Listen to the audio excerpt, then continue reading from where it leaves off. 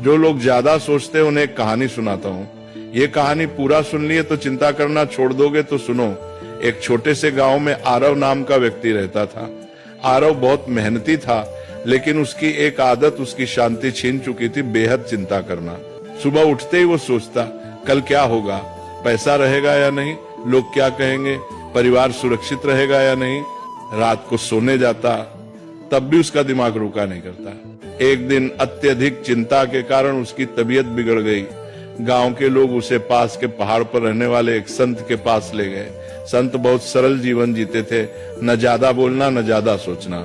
आरव ने संत से कहा, महाराज, मेरा मन कभी शांत नहीं होता, मैं हर समय डर और चिंता में रहता हूँ। संत मुस्कुराए और पास रखी एक मिट्टी की मटकी उठाई। उन्होंने कहा, इस मटकी को पानी से भर दो। आरव ने मटकी भर दी। फिर संत बोले, अब इसे सिर पर रखो और चलो, लेकिन एक शर्त है, अगर एक बूंद भी गिरी तो तुम असफल हो जाओगे। आरव पूरी तरह मटकी पर ध्यान लगाकर चलने लगा। रास्ते में लोग उससे बातें करते रहे, आवाजें आती रहीं, लेकिन आरव ने कुछ नहीं सुना। वह सिर्फ मटकी पर ध्यान देता रहा। कुछ देर बाद संत ने कहा, रुको, अब बताओ रास्ते में कितने लोग मिले।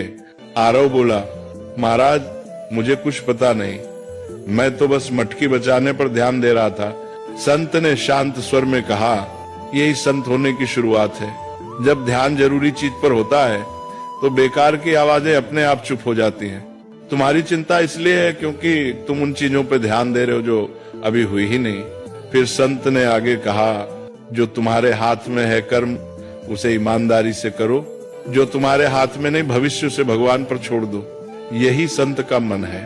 उस दिन आरव समझ गया, संत होना जंगल में जाना नहीं है, संत होना मन की अनावश्यक चिंताओं को छोड़ देना है। धीरे धीरे आरव ने चिंता कम की, वर्तमान में जीना सीखा, और वही व्यक्ति जो कभी बेचैन रहता था अब दूसरों को शांति की सीख देने लगा।